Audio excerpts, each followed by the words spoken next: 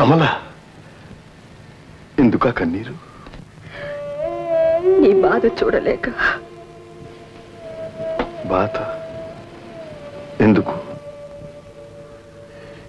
చావబోతున్న దాన్ని మళ్ళీ బ్రతికినందుకు, నీ జీవితానికి శాపంలా చుట్టుకున్నందుకు, నీకు సుశీలకు మధ్య సుడిగాలిలా దాపరించినందుకు.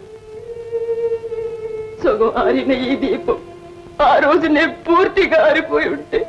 కమల, అంత మాట నాకు కమల. కమల,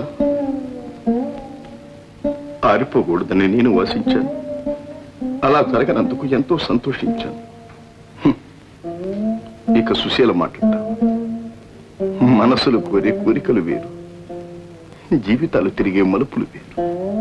అందుకే బ్రతుకులకు భావాలకు అంత విరుద్ధమైన సంఘర్షణ. ఇంత బాధతో ఎంతకాలం కుమిలిపోతావు బావా? తన జీవితం కన్నీళ్ల పాలైనా భర్త సుఖం కోరేదే భార్య, కానీ తన ఆనందం కోసం భర్తను ఏడిపించే ఆడదే ఇల్లాలు కాదు.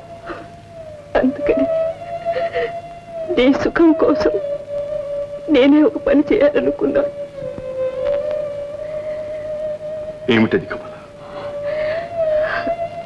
నా మాట వింటావా బావా? తప్పు కాకపోతే తప్పకుండా వింటా. తప్పదు బావా. కమల, నీ ఆశ తీరుతుంది, ఈ ఆవేదన ఆరిపోతుంది.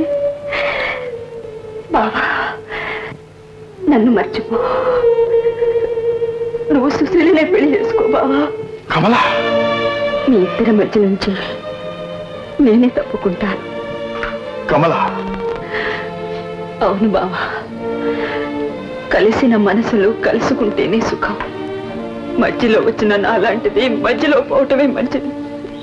బావా, నా మాట విను. మాట్లాడవే బావా. కథ వింటున్నానా కలగంటున్నానా అని ఆలోచిస్తున్నా. మన కథ కూడా కళ లాంటిది అనుకో బావా. ఆహా, ఎంత త్యాగం చేస్తున్నావు కమల.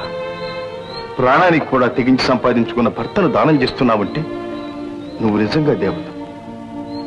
సరే, నీ సలహా పాటిస్తాను. కానీ నాదొక చిన్న కోరిక ఉంది, నువ్వు తీర్చాలి. చెప్పు బావా, నీకోసం ప్రాణమైన ఇస్తాను. అయితే నేను కట్టిన మంగళసూత్రం వెంటనే నీ మెడలో నుంచి తొలగించు. నా కళ్ళ ముందు నువ్వు మరొకరిని పెళ్లి చేసుకో.